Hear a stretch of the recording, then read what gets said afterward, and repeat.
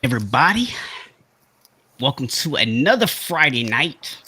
We're on with the Play Caller Sports Talk Show live, and do not adjust your video. This is not my normal co-host, Cool McCain tonight. He's actually on his way to think he's going to Philadelphia for the game. I might be wrong about that, but I think that's what he's actually headed out to do this weekend. So, traveling right now, not able to join us. We're gonna have a couple other guests join us as well here in just a little bit. But before we jump fully into this, and I introduce this gentleman on screen with me, let me just remind you who we are. The Play Caller.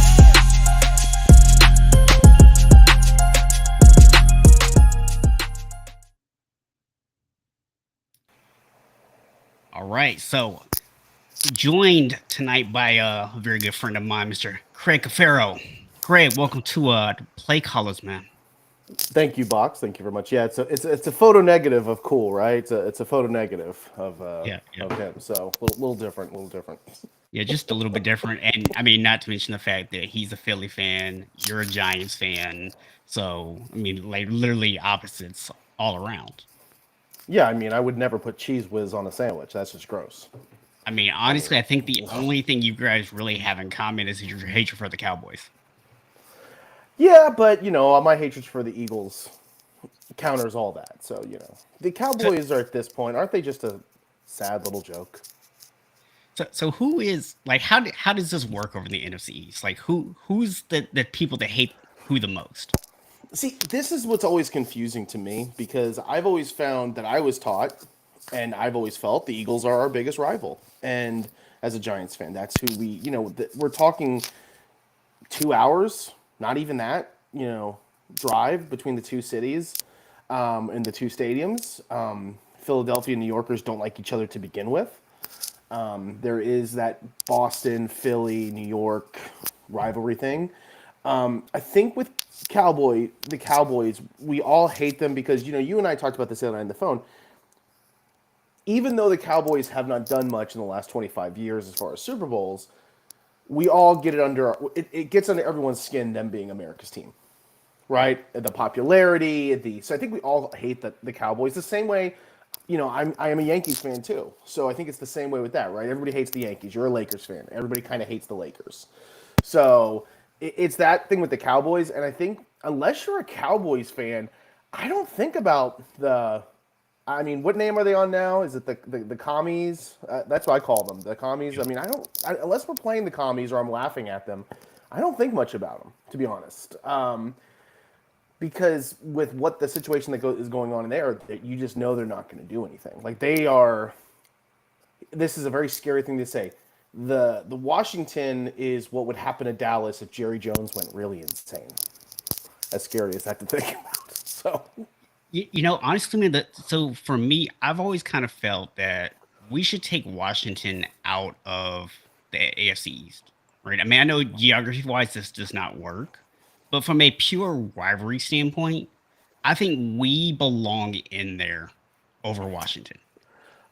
I mean, when you look at the 80s, absolutely. And even recently, right? I mean, you guys have gone up against the Cowboys in some great games. Obviously, I mean, you and I both, that 2011 NFC Championship game where we both were just like, we don't care who wins, can just somebody win this game? Because I think it was one of the most brutal football games in the modern era I've ever seen.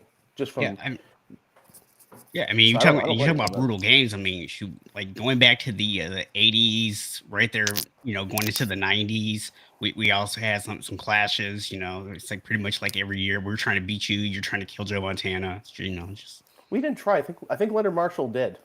A couple times. I think he did in that one game. But that was payback for God. What was it? The guy who used to play for us, and was it Burns, who just did a dirty hit on Hofstetter in that game. That was just kind of payback a little bit for that. But I think I sent it to you years ago when I got bored at work one day, and I actually redid all the divisions by geography. Mm-hmm. And yeah, Washington wouldn't they wouldn't be in our division. They would be with the same division with Carolina. They would be with Baltimore and Atlanta. I think that would actually work a lot better. Everyone's kind of clustered in there. we'll have to get the some input from JJ when he's able to join us here a little bit later and see exactly what his thoughts are on that, because he's actually a Ravens fan, so we'll be Okay. interested to see what he thinks about that. I would love to know what he thinks about his team not paying the phenomenalness that is Lamar Jackson. I just they're digging themselves a hole every week by not getting this done. What I want to know is I'm really curious, what was the actual offer? I mean, I know that there's been like rumors put out there about what the money was, but I'm curious, like, what was the actual offer that they gave him? From everything I have read, it sounds like what it is. The biggest issue is guaranteed money, right? Is that's Hmm. what the issue is. It's not even the amount. It's the guaranteed money. He wants it fully guaranteed. I love Lamar Jackson. You know, I have been impressed with him. Every year he gets better and better as a pocket passer. Yep. But I think for them, they sit here saying you still are going to get hurt, and they don't want to guarantee that contract. And Yep. we saw what happened with Joe Flacco. So I think that's what the issue is. He wants it fully Yep. guaranteed, and they don't want to. But you're going to have to. I mean, Yeah, it's I mean, it's we can all think. I mean, listen, there's two teams that everyone hates right now, right? It's Jacksonville for what they pay Christian Kirk to play wide receiver, right? We all hate them for that, and it's Cleveland for giving Deshaun Watson a fully guaranteed contract. Yeah, and with the Deshaun Watson thing, like the Christian Kirk, I hadn't watched the Jacksonville game till this weekend when the Giants played them, which is shocking because they were one of the teams I picked to maybe have a better year.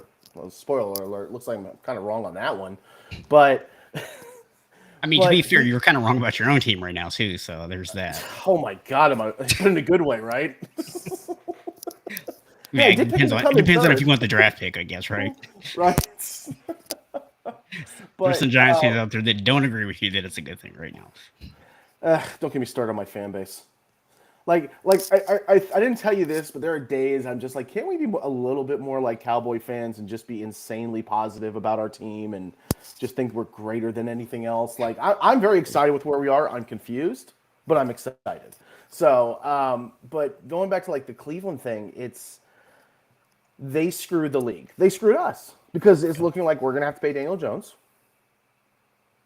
you know, and somebody's gonna pay Jimmy from the Niners now next year.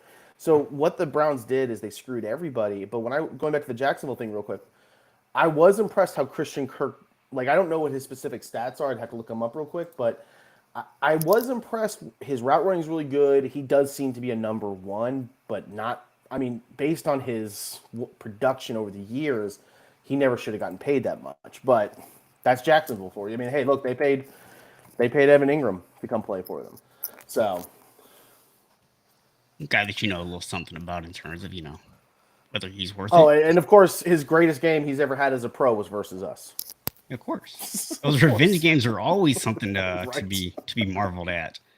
I actually remember going back here. I'm trying to think what his name was right now. Man, his name just escaped me. There was a guy that played for us. I want to say Peterson. I can't think of his first name though.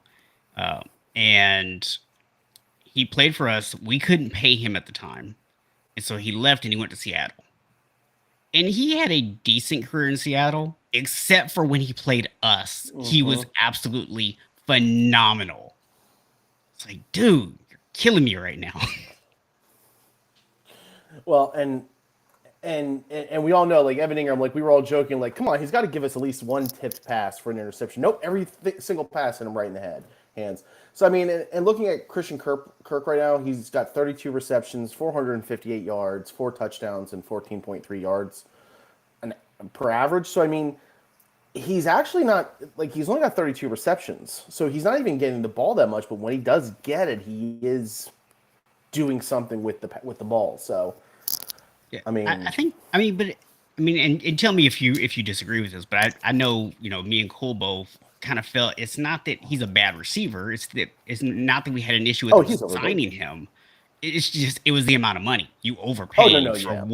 for what he had given you. And honestly, I feel like you overpaid even based on what his potential is. But you definitely paid based on what he'd actually accomplished. No, no, and I agree with that completely because it's when you look at what you guys had to pay Debo, what the Eagles are paying AJ Brown. I feel like there's another wide receiver.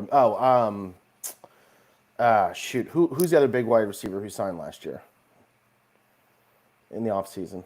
There's three of them: Debo, AJ. It was McLaurin, wasn't it? Yeah, McLaurin. Yes, thank you, Yeah. thank you, and Metcalf. So there's four of them. Excuse me. I don't think did Metcalf actually sign an extension? I thought he signed an extension. I don't remember might hearing be anything wrong. about it. I thought he did. I might be completely off the reservation with that one, but but the thing is that those are number one receivers. Actually, he did. I do remember him actually signing. Yeah, 3 years, 72. Good lord.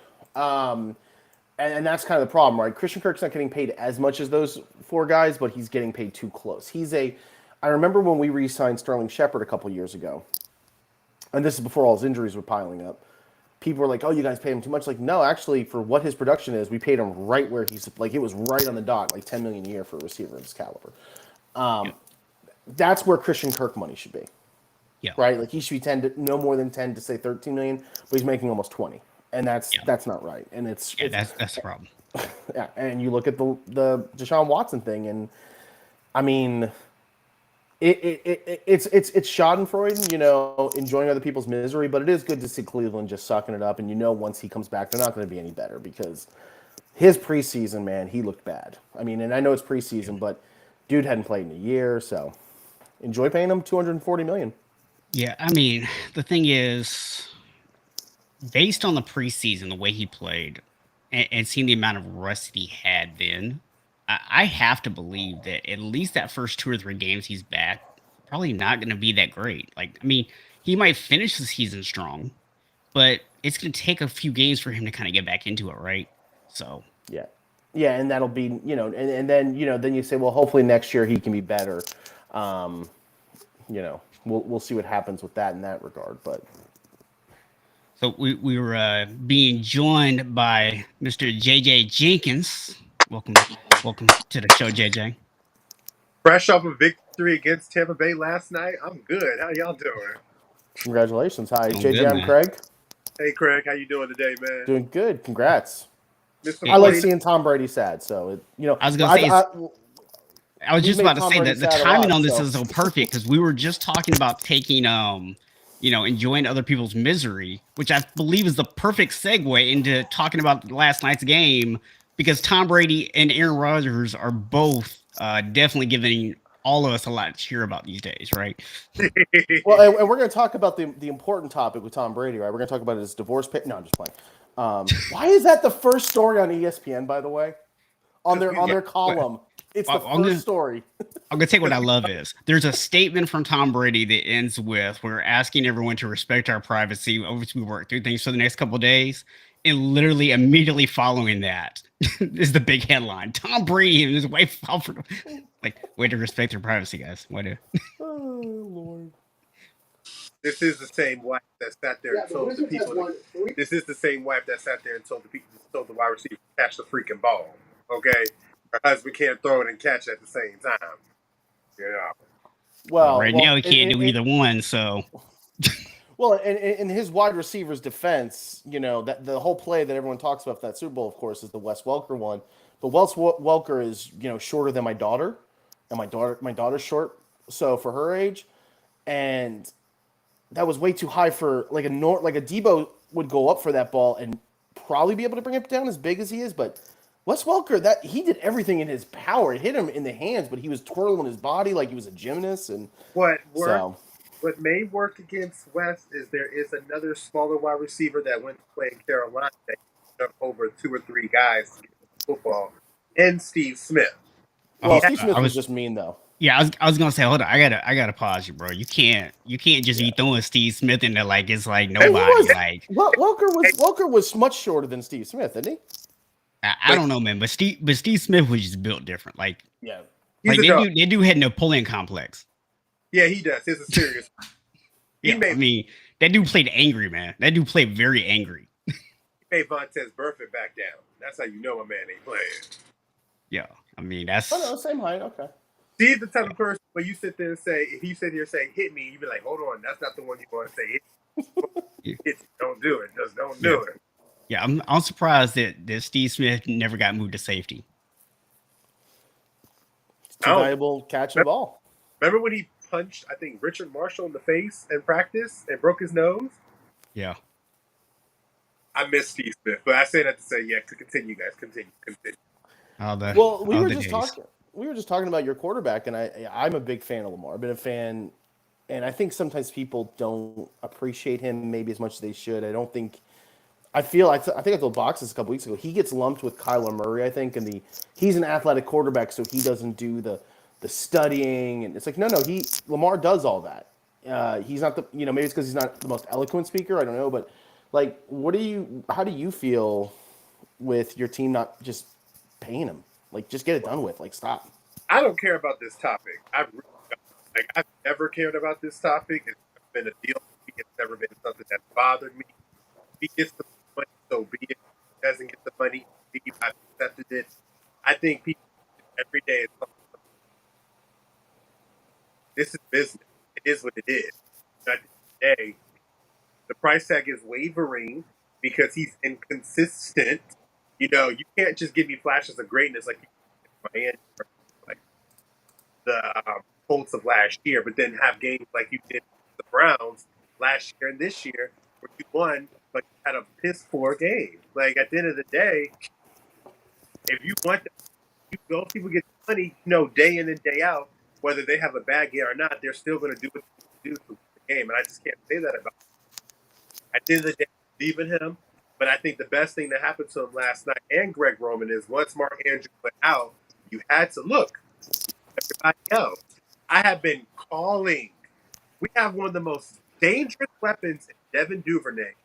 Doesn't get the touches. Like I said, everyone sits there likes to say, I think people like to do this thing with Lamar about paying the man because he's doing more with less. I promise you, Rashad Bateman, Devin Duvernay, even James Prochet, if they all hit the market right now, at least 10 teams is calling them to try to get them on their team, especially Devin Duvernay. I think Devin Duvernay has the potential to be the most dangerous spot wide receiver in the game. He's just that good. He's just that good. He's got the best hands. He's so quick. You get him in open space.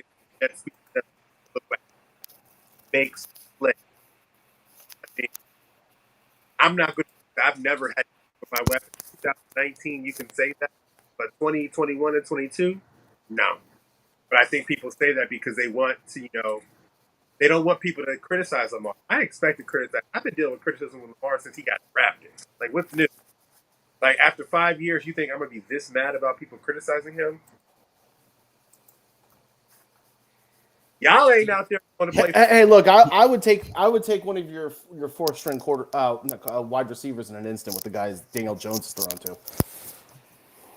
Put Bateman on any team that has to throw downfield. 6 foot break. That's like 7. Yeah, your internet's starting to cut out real bad. Oh boy, let me try to get that on real quick. How about now? Can you hear me? Yeah. All right, let me see something here. But that's just my thoughts. At the end of the day, I believe in the dude. I want him to play his game. I want them to realize that Mark Andrews is not the only player on this team. Yeah. I mean, look, I told you before, and I've said it many, many times on here, the Ravens are always going to be held back by Greg Roman. His offensive play calling is good enough to win games, but at the end of the day, when you really face somebody that can hold you in check, he does not have the creativity to overcome it. Like, the run schemes are good, but I mean, dude, I saw it for years in San Francisco. Like, our passing, like our offensive line, when it came to pass blocking, they were like below average, despite being very above average in run blocking. And so it made our offense very inconsistent. And then you got other weapons on the team, but you're insistent on trying to, get Michael Crabtree going.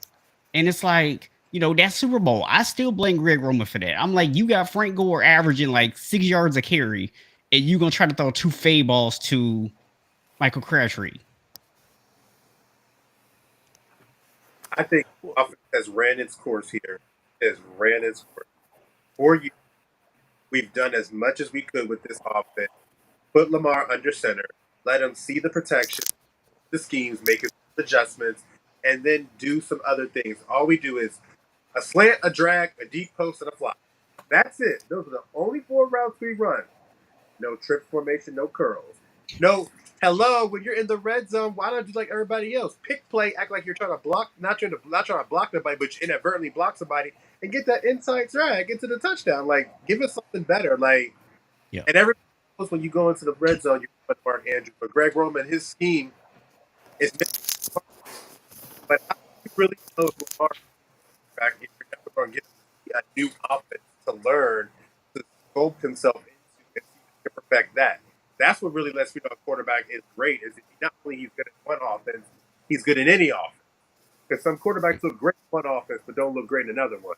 Baker Mayfield, number one. Yeah. Well, Jimmy G. don't get me started on Mayfield. Yeah. I will say this. When it comes to this offense and what you're doing, Lamar, I will say this. I feel like one of the biggest things that they do not do with him enough is they don't use the threat of the run to actually open up the passing game. I mean, listen, if Tim Tebow, with his freaking inability to throw a football, could actually scare defenses enough with the threat of a run that he was having Demaryius Thomas run wide open. Okay, because it's not like people didn't know to cover Demaryius Thomas, right? But he's got Demaryius Thomas running wide open because everybody's so concerned about him running. You could easily do that with Lamar. There's no reason that y'all do not utilize the passing game more. I don't even think you even have Fred Lamar to run. I just think you just need to run the football. Gus Edwards is showing you he can run the football. Yeah. Averaging every year of his career, he's averaging over 5 yards a carry. Run the football. Set up the play action, because at the end of the day, if you do the play action and you get Lamar out of the pocket, you have the threat to run, because if you don't stay, you know that he can take off if he wants to. But if you do stay there, he can hit you over the top, whether it be Devin Duvernay, Rashad Bateman. Devin gets behind every corner every single time. He gets behind every single time. Like, just run the football. And Lamar can make those throws. Yes. There's not a throw he can't make. It's about being consistent. He got an arm now. Well, and it's you look at what the Giants have been doing with Daniel Jones this year. It's a lot of heavy play action rollouts so that if he needs to run, it's safe. No injury possibility. He can get 4 or 5 yards. Now, that's Daniel Jones, who's got decent speed and maneuverability. You give that to Lamar Jackson. If he's got to run, like you said, you got Duvernay doing a long post or something on a play action pass from under center. Like, it's time to kind of take the training wheels off Lamar, because I think he can do it. I think he can do it. No shade. I'm mad at oh my gosh. Basketball is in full effect, and I'm a Wizards fan. We playing tonight. That's another story. Against the Giants, I will put $100 on this.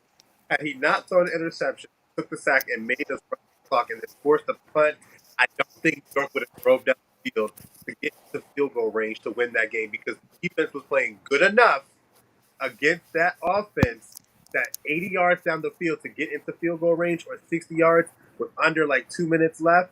I don't think it would have been possible. I think that defense would have been a little bit more ready to go, but that one interception changed. And I'm like, Lamar, you're hero ball. Haven't we seen Russell Wilson? Hero ball doesn't always work. Even Aaron Rodgers tries hero ball. It only works for a little bit. It doesn't work forever. You gotta trust your targets. You gotta live to know that negative plays don't always mean negative plays. It means positive plays. Make them run a timeout. Run that clock off. Because I think it was second down. No, it was third, because you guys had a 3rd and 1, and then there was a penalty, and it made a third and 6. It was 3rd and 6. Had them use the timeout. They would have been. No, down. there was still like 3 or 4 minutes on the clock when the interception happened. I thought it was like 2.5 to 3. Like, it was more no, we had just scored.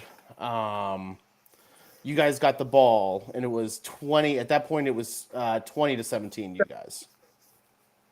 Right, because when we got the ball back after you guys scored, it was like a minute and some change left, I thought. No, because you guys had a because remember we started taking time off the clock with Barkley staying inbounds and everything. At least I thought it was But hold on, let's see. because Barkley scored when he dove in, he jumped inside like he was going to the Walter Payton, but actually landed on right on there. Yeah, but I don't. that's why I think that's why I was thinking it's like three. It was like three-ish minutes or something because when he started slowing down is after the fumble. I don't want to play at y'all field anymore either because every time somebody plays at y'all field, here we go.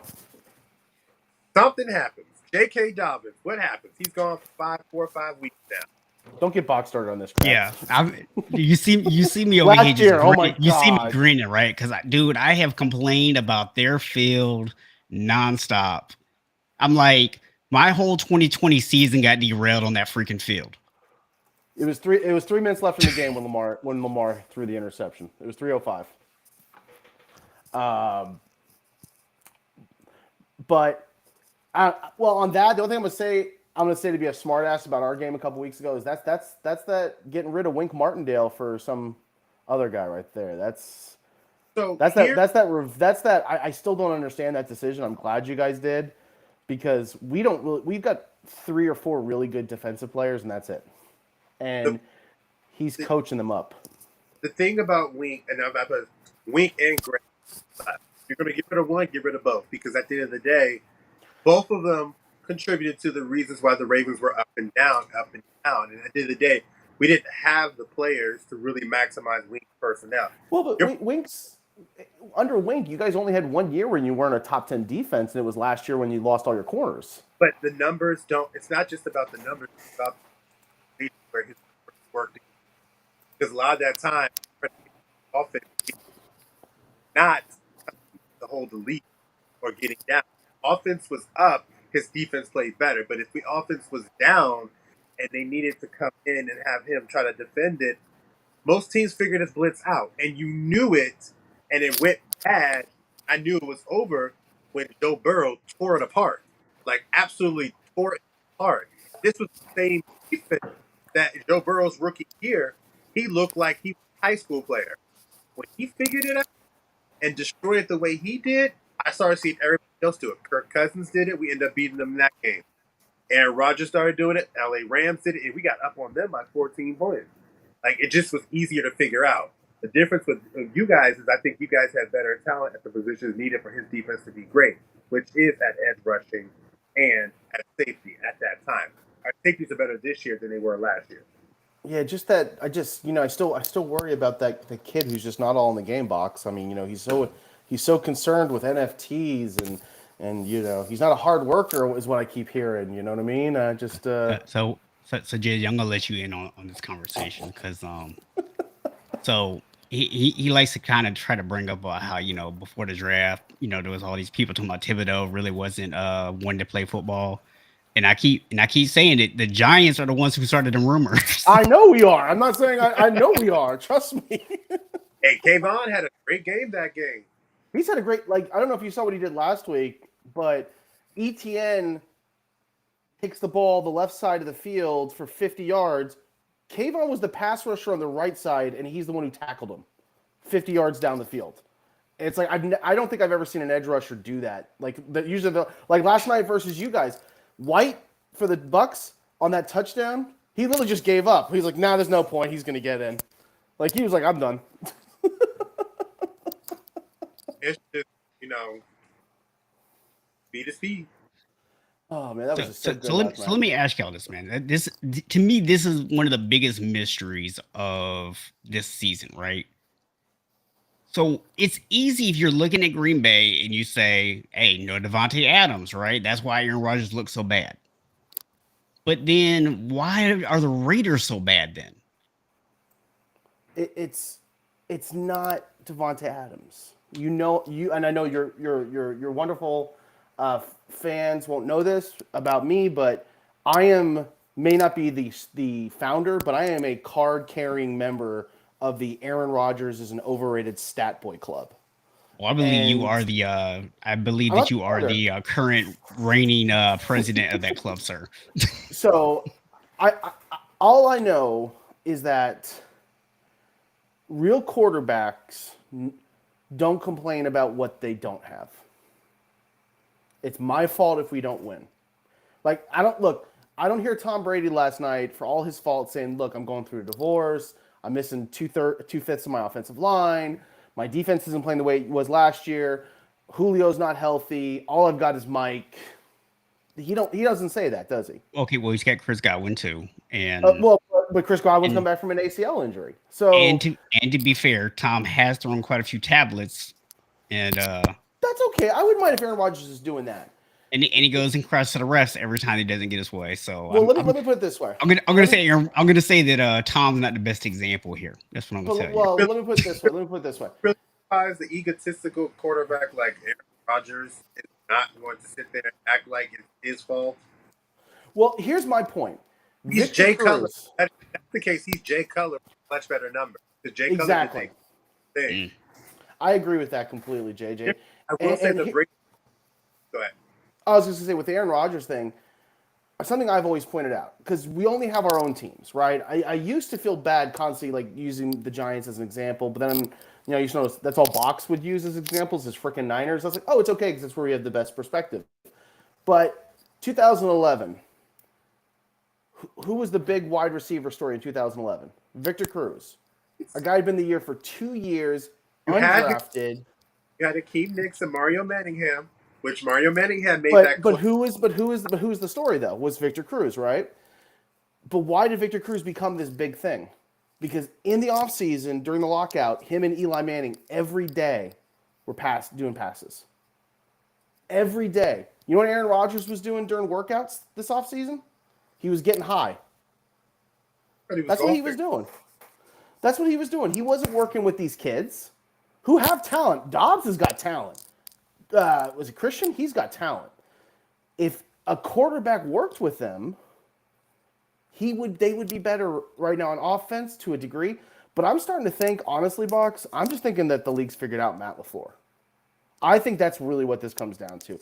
They are so good in the first quarter when everything's scripted. I want to point something out actually about this real quick, because I actually had this conversation with Cool last night, and I have not shared this publicly anywhere. I don't even think I've told you this privately, but I'm starting to wonder if part of the reason why the 49ers offense is struggling a little bit is if you go back just 3 years ago, right? All you really had was us and the Rams, right? So unless you're playing us or the Rams, you really didn't see this offense very often. Now you got Atlanta running a version of it. You got Tennessee that ran a version of it when they had Arthur Smith there. You've got the Jets running a version of it. You got the Packers running a version of it. So now you're seeing more teams that actually run a version of this offense. And therefore defenses have become a lot more familiar with it. I think that's a logical thought as well. And you and I talk about this all the time. What makes coaches great is the ability to adapt, right? Like I'm thrilled with what Brian Daboll's doing, but let's see what next year's like, right? Like that's the thing. It's like what's going to happen next year.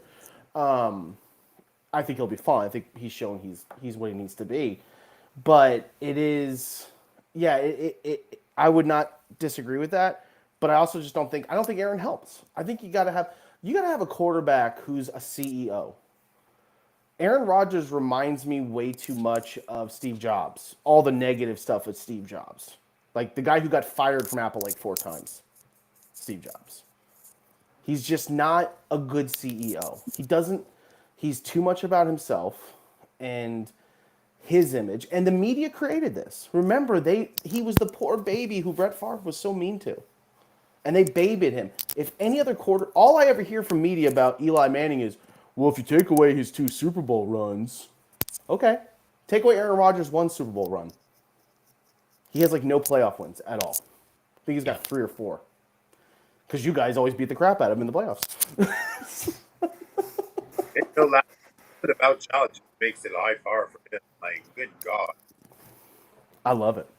I'm going to tell you what I honestly think it is when he plays us. I mean, yes, we have tremendous talent on defense and all that good stuff, but even this the teams we had right before we had this current group, what was kind of the same way with him. And I think a lot of it is his chip on his shoulder against us is so big because he so desperately wanted us to draft him. He grew up a 49ers fan. He thought for sure we're going to take him, and we took Alex Smith.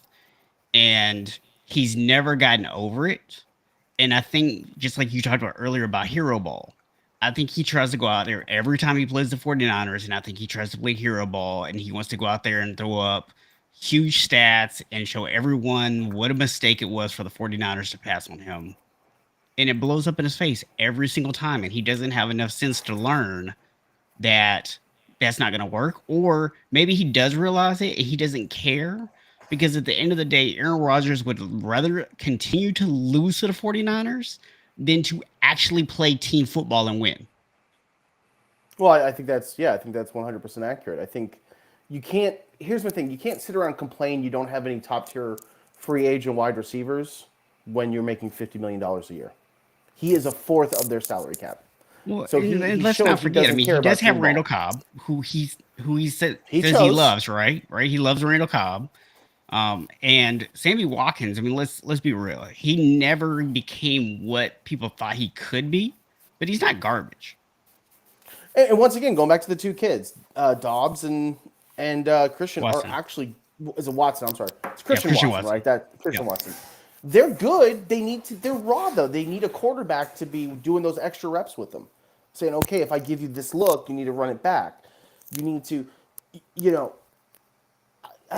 okay, let me ask you a question. What's become commonplace for quarterbacks to do in the offseason? The whole go away with your receivers, right? To a college, or that's like Peyton Manning is the first one to do it. Eli did it. Tom started doing it. They all started doing it, right? I don't think I've ever read of Aaron Rodgers doing something like that. Ever. Yeah, I've never heard anything. What? Like the whole, I'm going to go away with my receivers for like a week or two, and we're just going to throw the ball and yeah. Yeah, Aaron's not doing that, man. That's going to cut into his herb time, man. Lamar did it his second year. He went with J.K. Dobbins, Mark Andrews, and all of them. Literally his second year. Yeah, that's because Lamar Jackson puts the work in. He ain't playing Call of Duty. He isn't getting high. So, by the way, speaking of that, is Kyler going to win this weekend? Call of Duty just came out. I mean, well, I don't know, man. I do know, some of the Chiefs players were, saying that they do Call of Duty and they feel like it helps them. So I guess we all know who Kyler must be losing to. Well, that's the thing. They're doing it as a team. He's just playing by himself, man. You know how bad the Call of Duty thing is? Al Michaels was making jokes about it last night. Yeah. That's bad. If Al Michaels is the guy who, for the Lord of the Rings promo, called it the ORC Army. These players got Lord of the Rings. Yeah. They got some weird rituals out here. Stuff that people used to do. We remember Marshawn drinking a yak before the game was different. We ain't going to talk about what Chad Johnson said he used to do. These guys got some weird rituals. I just sit there, and I'm still trying to figure out how Call of Duty makes you more acclimated to being prepared for your game. But hey, I'm not a gamer like I. This is one of those situations, man, where I feel like people are just looking for a way to justify their actions versus actually using any kind of real logic. Yes, I agree. That's all it is. I'm gonna come up with some excuse to say that Call of Duty makes me a better football player. That's what we're doing here. Well, I mean, Kyler opened it himself, right? He's the one who said, "I don't need to spend time watching film because I'm so athletic. I'm so good." Okay, but John Elway watched film. John Elway, to this day, I think everyone would agree, is like the best specimen of a quarterback ever. He could move. He could make every throw. He was built strong. He was fast when he had to run. Like, that dude watched film. If he had to watch film, your little 5'8" butt needs to watch film too. So I'm just, and I hate you for making me have to actually say anything in defense of a division rival. But his actual quote was in reference to when he was in college. He said he never had to watch film. He never once said that he doesn't watch film in the NFL. Well, apparently he doesn't if his team had to put it in the contract. Well, I mean, I think they need to get shorter offensive linemen. Is what they need, right? Good luck with. They need Paul Johnson to bring back the triple option in college for that to happen. Yeah. Now Paul ain't getting no job. That Georgia Tech was his last stop. And sadly, he was our most successful coach we've had in the last 30 years. Two players helped his game: Calvin Johnson and Demaryius Thomas. Calvin Johnson was not there during his time, and Demaryius Thomas was only there for a year or two. And he wasn't recruited by. Nope, both of them were recruited by Chan Gailey. If you're a wide receiver like that, you're not going to that school when he's running that triple option crap. That's true. Yeah. No, those are Chan Gailey recruits. Yeah. And that's why Thomas was like, "Yeah, I'm getting out of here as quick as I can." Where's this draft at? It's horrible. Yeah, and then he had to go play with Tim Tebow. He had to go play with Tim Tebow for a year. And he still got more passes than he would in Paul Johnson's offense. Right? I live for the Tim Tebow time because during that time, my rival was talking a lot of crap.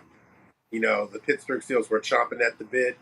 Then the playoff game happened, and all was right again. And it was hilarious because they all played 8 yards up from the line of scrimmage. And then when that pass happened, I hit up every Pittsburgh Steelers fan I know. I sat there and said, "You are to never speak to me about anything else ever again because you lost to a guy that they think can't throw the football. You got beat by a guy who I think only had, 200 yards passing that game, if that?" Hey, whoa. We can't knock on quarterbacks for not having great passing yard numbers. Sometimes they have really bad wide receivers and bad offensive line, and they're doing the best they can, okay? The greatest time, Eric Decker weren't that bad back then. Eric Decker had a digit touchdown as well. Eric wasn't that bad. Shout out to Minnesota. But what's next on the docket?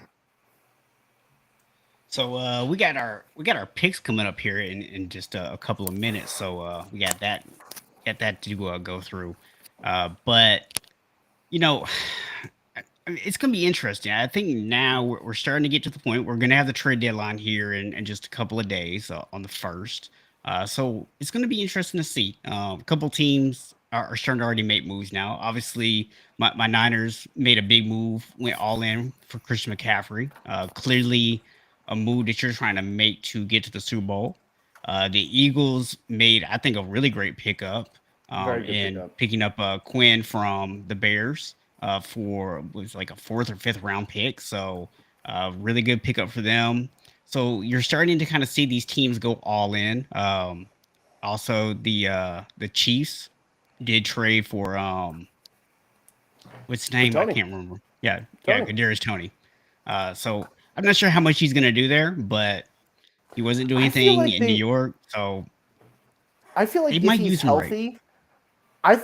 I think Brian Dable would have tried to use him right, but maybe it was you who, when we drafted Wan'Dale Robinson, were like, I think maybe it was you. You're like, well, Kadarius Toney won't be there for long. And I was like, no, maybe not. Well, you were right, but I think they're going to use him more punt returns. I really do. I think that's what they're going to use him for.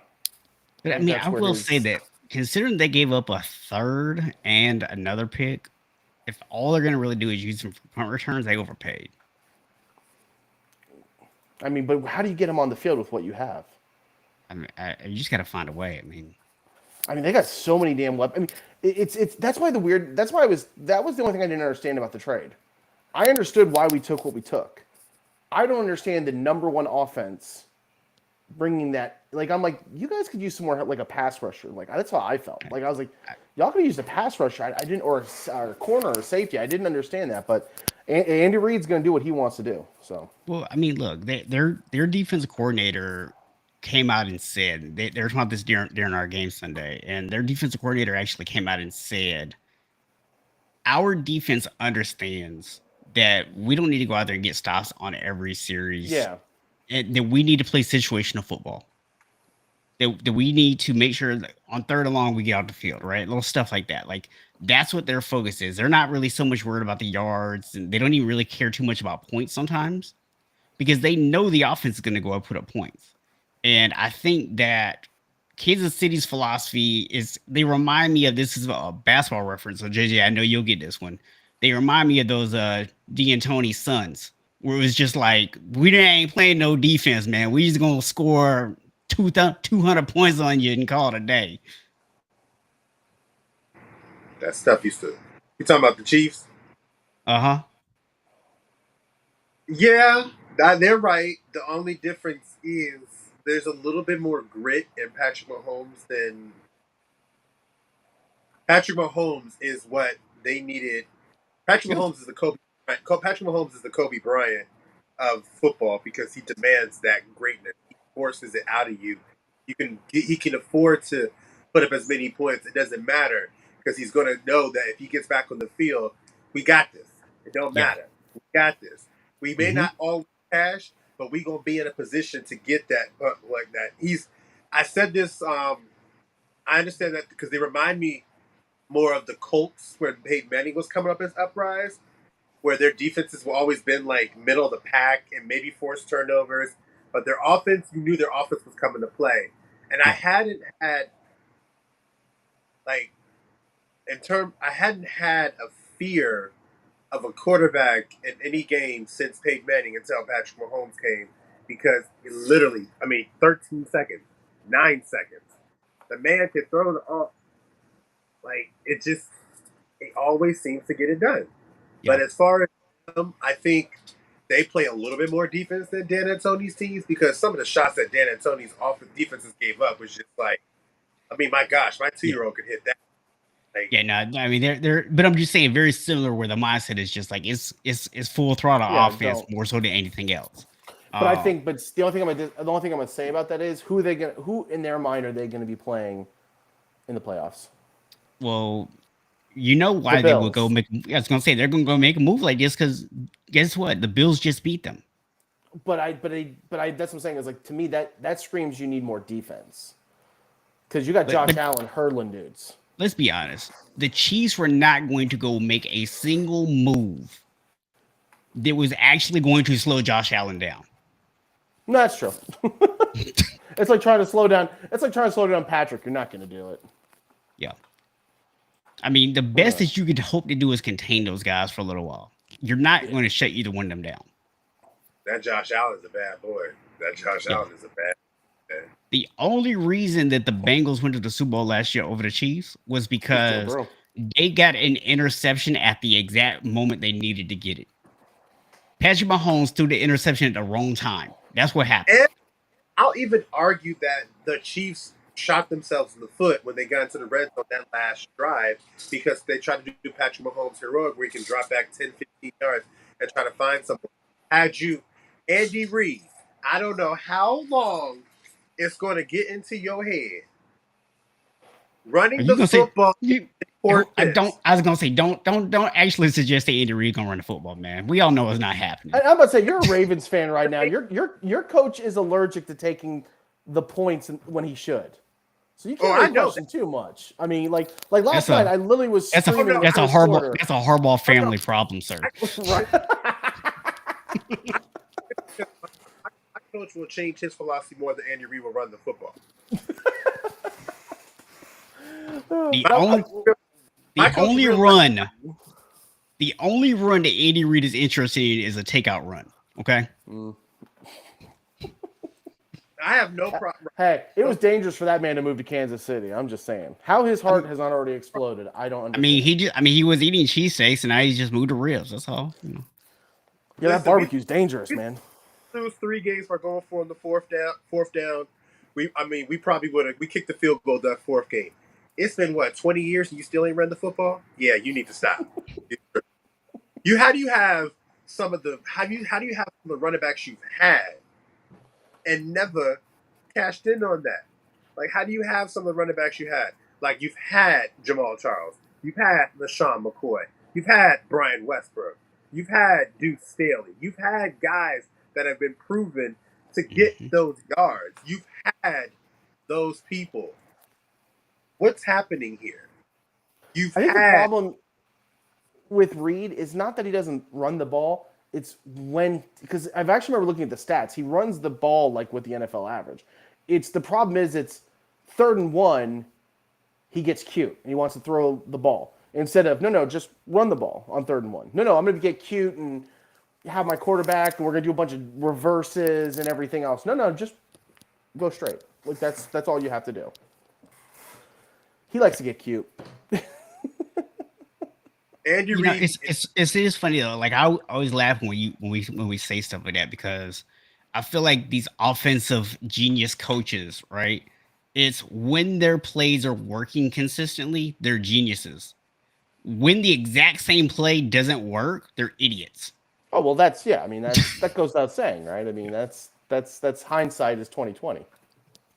Yeah, so I just always find that funny. But let's go into these picks real quick. So we've got from London. So reminder everybody, set your fantasy football lineups early. Games at 9:30 a.m. Eastern time. We got the Broncos technically at the Jags. Oh, I mean I'm taking the Jags with the firing special. I think Nathaniel Hackett's going to be taking his own flight home after this game. I think Sir, I think the Jags.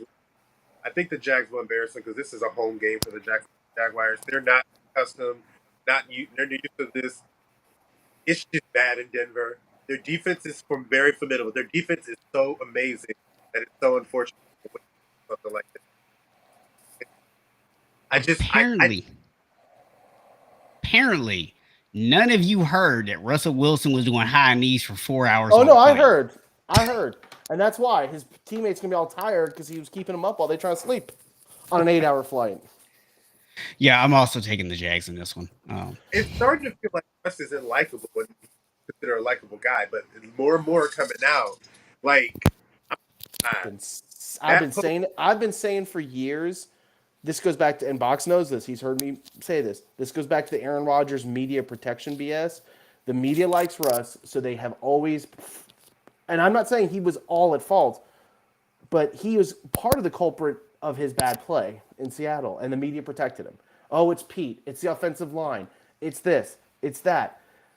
No, he was partly to blame too, and we're seeing that now. But again, it goes back to the conversation we just had about Mahomes. Russ got the benefit of the doubt because he would go and run around and make 7 guys miss in the backfield and then find Tyler Lockett down the field for 50 yards.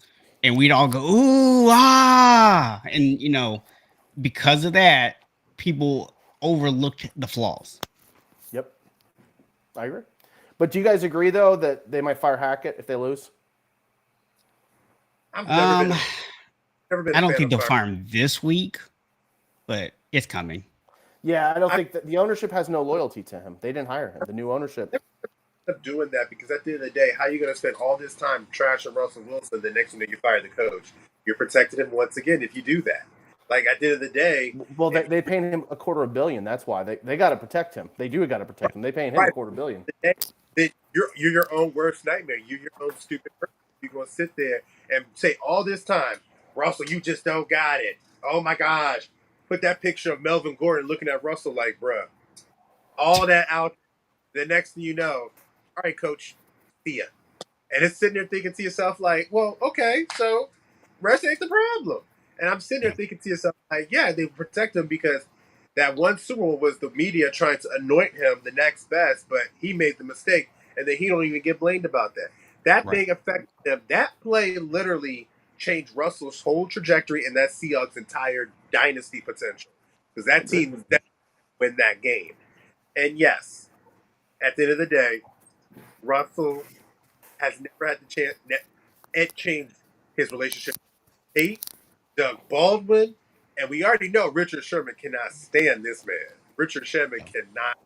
After the game against the Colts, he was like, oh my God, be better.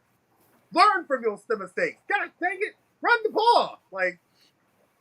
But, everybody wants Russell because Russell was your classic good boy. Then he got with Sierra, and then after the whole thing with Future and stuff, And then women love Russell because they think he's a stand-up guy, the classic boyfriend. So everybody's going to be in the media darling. But I'm starting to think he may not be likable to people because it seems like he may like he be above reproach.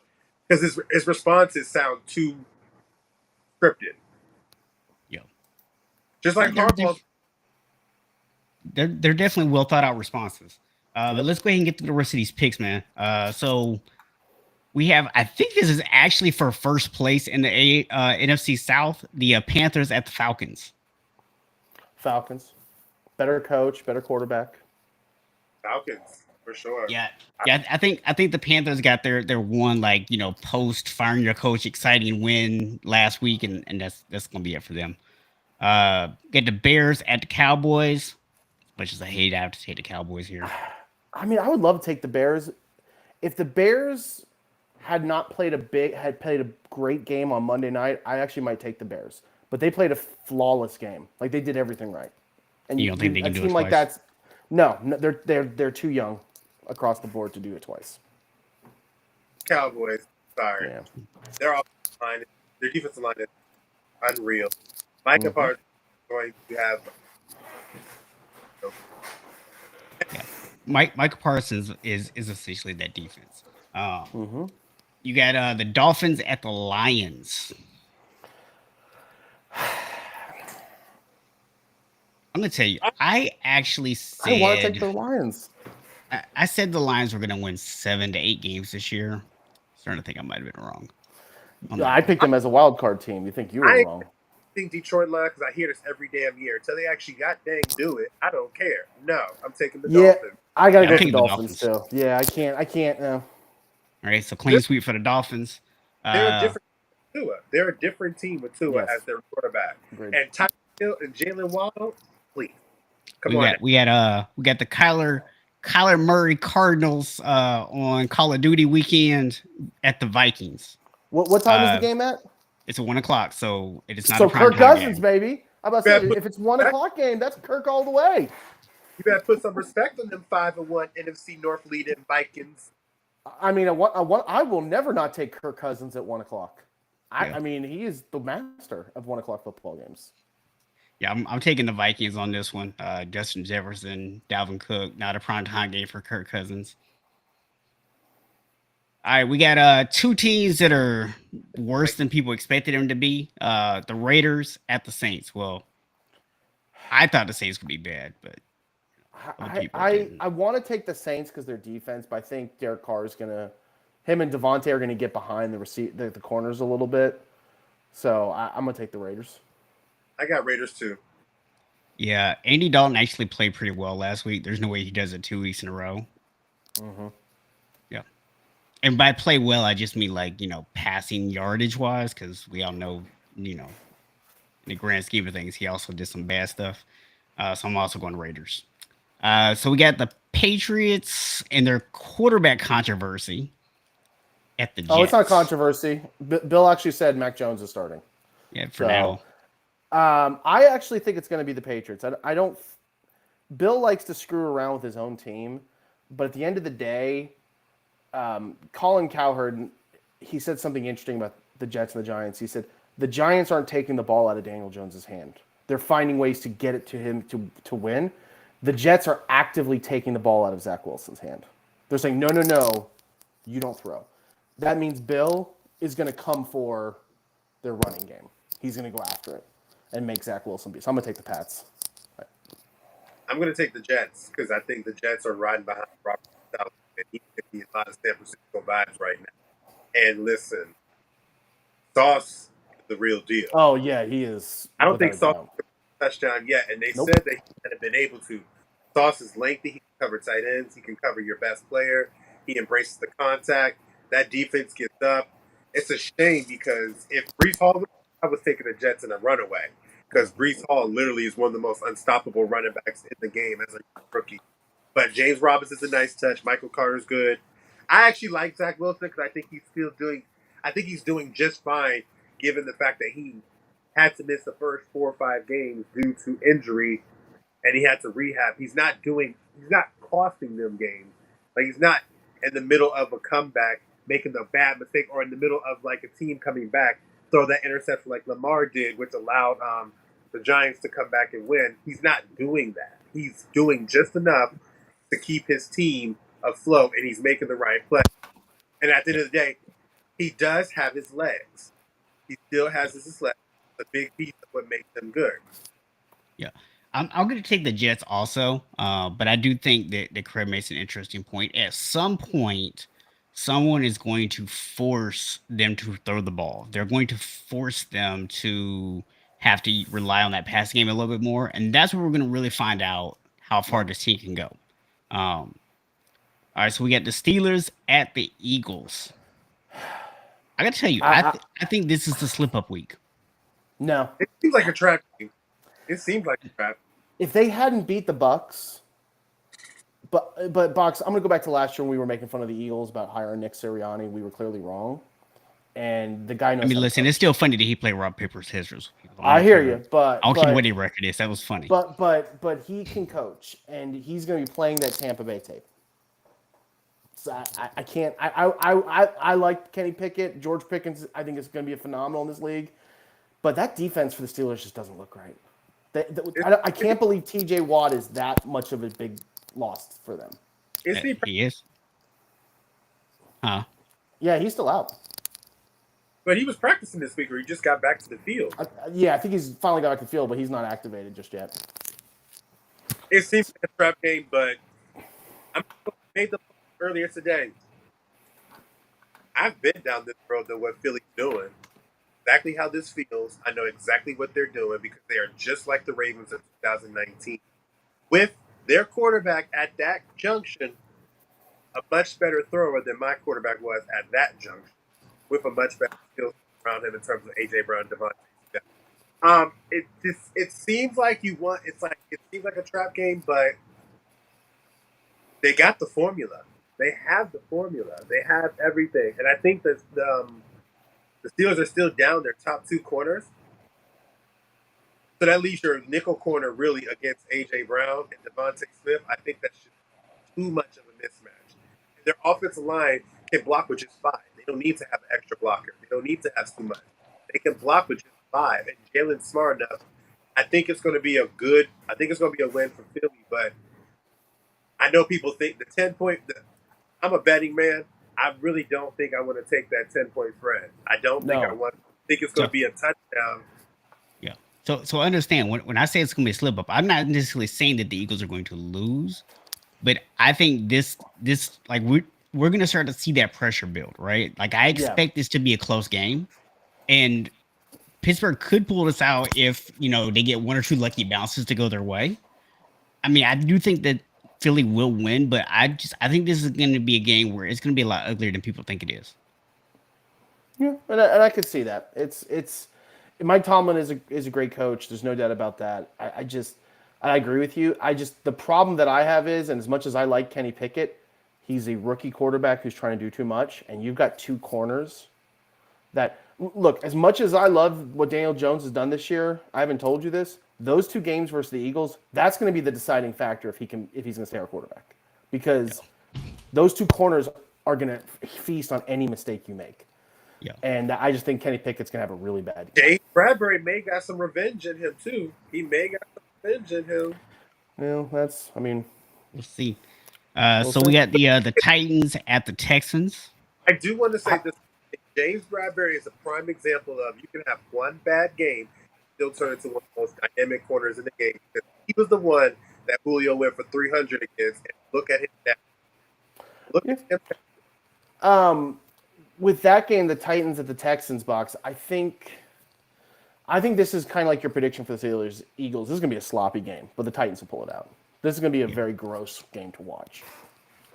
Yeah, the Texans. I honestly, I feel like I really want to say that this is a game Derrick Henry can get off. Yeah. I feel like Derrick Henry knows Houston, and Derrick Henry kind of has had great games to get off. Yeah, I'm going Tennessee. I think you hand the ball to Henry and you keep it moving. Agree completely. We got the Commanders at the Colts. Commies. I hate to pick this game. Commies. Because, and the reason I say the commies is because I like Sam Ehlinger. I liked him at Texas a lot. I really liked watching him play. But no, not in this game. This is his first game. Heinicke, for as overrated as he is a backup, but he is a damn good backup. And the Colts defense is just, they're not as good as they've been the last month. They're kind of slowing down a little bit because they're carrying the team. So I'm going to take the commies. It's going to be gross, but this is like a 20-17, 17-14 kind of game to me. Yeah. I got 10-7. Who are you picking? I've never picked. Oh. You know, I'm gonna go with Washington here because my question with the Colts is with the quarterback change, right? Like, did the message that you send to the team is that we don't believe in you, right? Because it's not. I mean, look, Matt Ryan just had his best game, and you're just still like, oh, we're gonna bench you, right? Like, well, supposedly he's injured too. That's the other thing that's weird about this. well, He's you know, injured and he's being benched. It's interesting how the injury report didn't come out until after the benching. So Yeah, something's weird with this whole thing. Just saying, you know, I mean, look, No, at I Matt agree with Ryan's you. age, you're always injured, so you know, there's that. God knows I know that feeling. All right, so we got the 49ers at the Rams. And I do just want y'all to know that like half my team is out. Yeah, I was about to say So what half your out before? Well, we are going to be missing Juszczyk, which is a key part of our run game. We're also Debo is out. So, I mean, in addition to all the other people that I already have out too, yeah. I'm going to be weird here. I'm going to say you guys still win because you know how I feel about the Rams. They have no depth, and you guys, except in the NFC Championship game, you guys do a pretty good job against Aaron Donald. Like, that's the only time I've ever seen you guys really let him take a game over. So I think you're going to get McCaffrey more involved. I think Jennings and Ayuk are going to be fine, and I think this is going to be the game because they have nobody across the middle to guard Kittle. So I think this is going to be a Kittle game. Yeah, the Rams are also really banged up right now. So I think that McCaffrey being able to get the running game going is going to end up being the difference maker here. So yeah, I'm looking forward to when we've beat the Rams enough times that where I can literally say I think it's either this time or the next one where I can literally say that if the Rams and 49ers play 10 times, we win 9 out of 10. Yeah, like we're at that point right now. Yeah, no, yeah. That would be exactly right. Yeah. All right, we got the Giants at the Seahawks. The only game between two teams with a winning record this weekend. Now, I'm sure we all picked that at the beginning of the season, right? Then week 8, that would be the only matchup between teams with winning records. That's horrible. That's why the NFL's great, man. You never know what the hell's going to happen. I'm going the Giants. My heart says. No, go ahead. Go ahead. That's your team, man. Break it down. I want to take the Giants so bad in this game. I think we're going to lose, but I'm going to still take us to win because I never pick against my own damn team. I'm interested to see what we do against that kid, the corner they took in the 5th round, who's been fantastic. I can't think of his name off the top of my head. With our lack of receivers, I think that this is going to be a very heavy. I think it's going to be like last week. I think Jones is going to have 100 yards rushing again. Whether we win or lose, I think he's going to have 100 yards rushing. I think Saquon's going to. What I would like is for Saquon to be used more in the screen game. So it's going to be interesting to see what happens in that regard. But heart says we're going to win. Head says we're going to lose. I got Giants. Happy for Saquon to have this because Saquon needs this year. He needs this type of year. Hey, him and Jones both. I mean, both of them. They've both been through hell with this, with how badly the Giants have been managed. So, yeah, it's kind of crazy when you think about that. All the criticism of Daniel Jones. It's crazy to think that the only game that has 2 winning records is Daniel Jones and what's called a quarterback. Yeah, Geno Smith. Well, do you know what I'm calling this game? That's just crazy. I'm calling this the I'm calling this the we benched Eli Manning game. We benched a future Hall of Famer game. That's what I'm calling, because both of them benched Eli. So yeah. I mean, the only thing to say after that is Packers and Bills. I think the Packers are going to get the crap kicked out of them on national television. I think Collinsworth is going to – he's going to be like Madden whenever Brett Favre had really bad games. He's not going to know what to do because he can't talk about his boy. They should roll. Like, they honestly should roll. Them look too in sync. Stephon Diggs, I've always said the greatest corners can get beat from the greatest route runners, and Stephon is one of probably the best route runner in the game right now. Yes. Like, the things he does, like, when you get a leg up on him, he always gets the last laugh. Shout out Jalen Ramsey. You know what we talking about, Jay. But, you know, at the end of the day, it's just Josh just looks like there's nothing he can't do in this offense. Yeah. There's absolutely no hope for Green Bay in this game. No hope. It's an uphill battle because it's just like the defense is too stout.